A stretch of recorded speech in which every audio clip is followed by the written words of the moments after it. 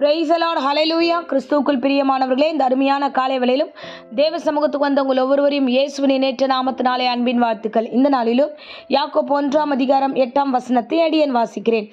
இருமனம் உள்ளவன் தன் வழிகளை எல்லாம் நிலையற்றவனாய் இருக்கிறான். ஆமென், ஹல்லேலூயா. அருமையான வார்த்தை, இந்த காலகட்டத்துக்கு நமக்கு தேவையான வார்த்தை. பாருங்க, நிலையான ஒரு எண்ணம் இருந்தாதான் நம்ம ரெண்டு வழியில போக முடியாது. இப்போ நம்ம ரெண்டு வழியில போற மாதிரியான சூழ்நிலைகளை நம்மளே அமைத்துக்கிறோம்.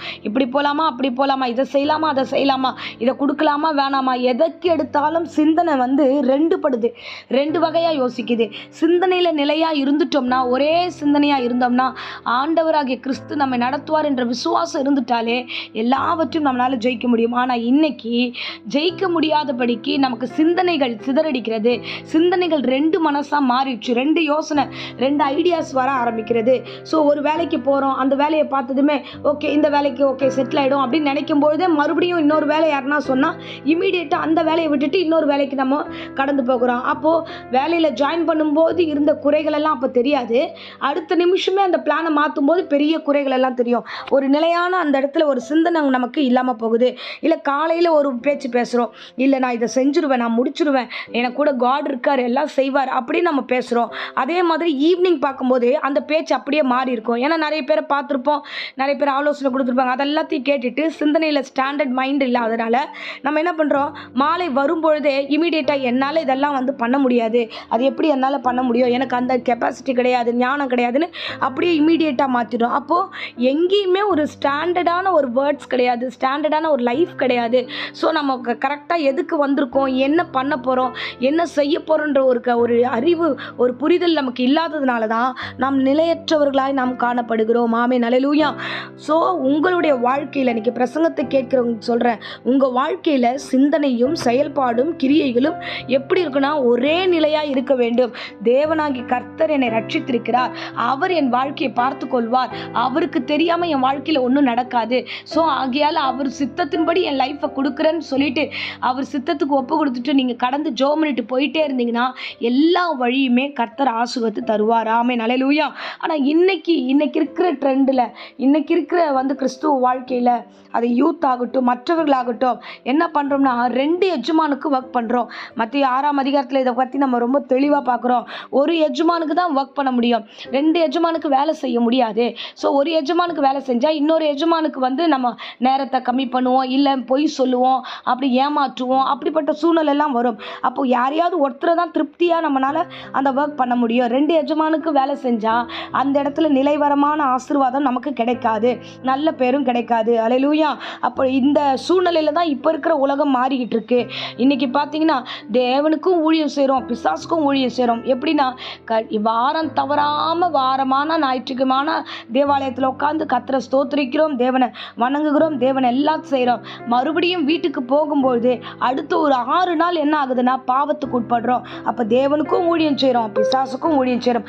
இப்படியே மாறி மாறி மாறி நம்ம லைஃப்குள்ள இப்படி போயிட்டு இருந்தால் நாம் யாரு, நம்ம எங்கே இருக்கோம், நம்ம என்ன பண்ண போகிறோம், நெக்ஸ்ட் நம்ம இப்போ ப்ராஜெக்ட் காட் என்ன வச்சிருக்கிறாரு அதை அனலைஸ் பண்ணிட்டோம்னா, நம்ம சிந்தனையின் செயல்பாடுகள்லாம் சரியாக இருந்தால் நம்ம இருமனம் இருக்க வேண்டிய அவசியம் இல்லை. ஆமென், ஹல்லேலூயா. இன்னைக்கு அழைப்பை மறந்துட்டோம், அழைப்பை விட்டுட்டோம். அதனால தான் மாம்சம் அப்பப்போ வந்து நமக்கு ரெண்டு மனசை கொடுத்து குழப்பி கொண்டு இருக்கிறது. ஹல்லேலூயா. அருமையான பிள்ளைகளே, இன்னைக்கு பிரசங்கத்தை கேட்கிறவங்களே, புதிய ஆண்டுக்குள்ளே வந்திருக்கிறோம்.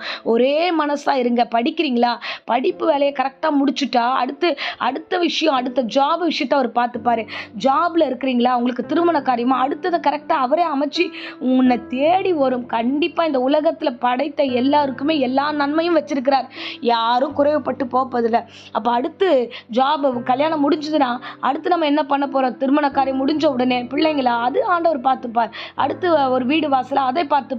இன்னைக்கு பிரசங்கத்தை கேட்குற உங்களுக்கு சொல்லுகிறேன், தேவன் செய்வது எதுவோ அது நன்மையாகவே இருக்கும். இன்றைக்கு நீங்கள் காதில் கேட்ட வார்த்தைகள் எதுவோ அது நல்லதாகவே இருக்கட்டும்.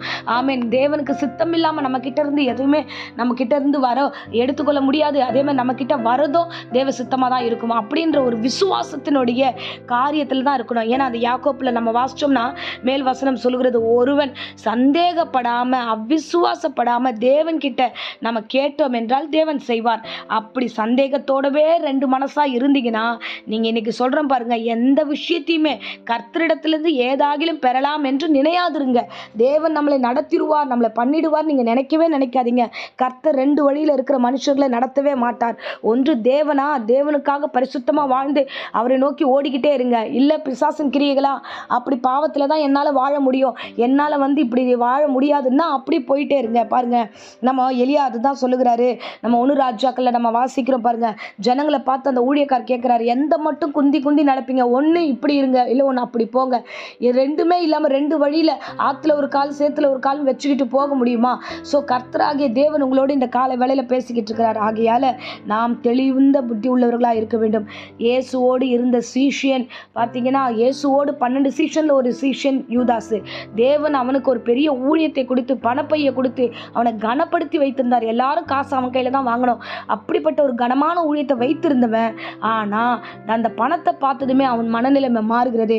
கர்த்தரை விட்டுட்டான், பணத்தை பிடிச்சிட்டான். அல்லேலூயா. இன்னைக்கு அப்படிதான் ஆயிட்டோம். கிறிஸ்துவ பிள்ளைங்க தான், தேவ வசனத்தை கேட்குறவங்க தான், ஜெபிக்கிறவங்க தான். ஆனால் ஆள் பர்சனை பார்த்தாலோ, மற்ற உறவுகளை பார்த்தாலோ, மற்ற வேலையின் காரியம் பார்த்தாலோ, இந்த உலகத்தினுடைய ஈர்ப்புகள் வந்தால் டக்குன்னு மாறிடுறோம். நோ, அது பண்ணக்கூடாது. அது தேவன் விரும்ப மாட்டார். ஸோ இன்னைக்கு கர்த்தர் உங்களிடத்துல தெளிவாய் பேசுகிறார். இருமனம் எந்த விஷயத்திலும் இருக்கக்கூடாது. ஸோ இருமனம் உள்ளவன் தன் வழிகளெல்லாம் நிலையற்றவன். அதனால தான் அவங்கள பார்க்கும்போது ஐயோன்னு பரிதாபமாக எல்லாரும் உங்களை பார்க்குறாங்க. ஸோ நீங்கள் பர்ஃபெக்டாக ஒரு சிறந்த நிலையில் இருந்தீங்கன்னா, சிந்தனையில் ஸ்டடியாக இருந்தீங்கன்னா, உங்கள் வழி இதுதான்னா அதில் தொடர்ந்து போங்க. நிச்சயமாக கர்த்தர் உங்களை ஆசீர்வதித்து உன்னையும் உங்கள் குடும்பத்தையும் பாதுகாத்து நடத்துவார். ஆமென். இப்பொழுது மடியேன் உங்களுக்காக ஜெபிக்கிறேன். அன்பு ரட்சகா, இந்த அருமையான தருணத்துக்காய் ஸ்தோத்திரம். ஆண்டவரே, இந்த பிரசங்கத்தை கேட்ட ஒவ்வொரு பிள்ளைகளையும் ஆசீர்வதிப்பீராக. அவங்களை குழப்புகிற, பலவீனப்படுத்துகிற எல்லா அசுத்த ஆவிகளையும் இயேசுவின் நாமத்தில் சபித்து கட்டுகிறேன். உம்முடைய வார்த்தைக்கு கீழ்ப்படிந்து உமக்காக ஊழியம் செய்து உமக்காக ஓட வாழ ஒவ்வொருத்தருக்கு கிருபை தருவீராக. ஆசீர்வதியும். இந்த வேளையில் ஆண்டவரே, வியாதியோடு பலவீனத்தோடு யாராக இந்த பிரசங்கத்தை கேட்டால் அவர்கள் ஒவ்வொருவரையும் கர்த்தாவே நீர் சுகப்படுத்தி ஆசீர்வதித்து வழிநடத்தும். தொடர்ந்து காத்துக்கொள்ளும், வழிநடத்தும். இயேசுவின் நாமத்திலே ஜெபிக்கிறோம் நல்ல பிதாவே. ஆமென். ஆமென். Praise the Lord. God bless you.